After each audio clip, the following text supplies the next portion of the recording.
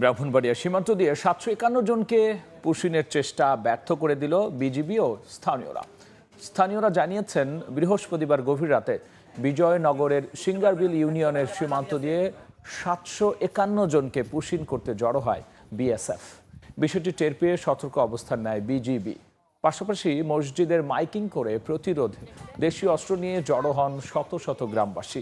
এতে পিছু হটে বিএসএফ সদস্যরা। পরে ধীরে ধীরে স্বাভাবিক হয় পরিস্থিতি। এই ঘটনার পর সীমান্ত এলাকায় টহল জোরদার করা হয়েছে। প্রত্যেকটি মসজিদের মধ্যে তারা এলান করছে এবং এলান করার সাথে সাথে মানুষের ঘুম থেকে বিজিবিদের সাথে কাঁধে কাঁধ মিলে দেশের জন্য ছিল। ভারত থেকে মুসলমান লামা দিতেছে, তোমরা তাড়াতাড়ি যে জায়গায় না আসো দাড়ি বেঁধে লয়ে আসো।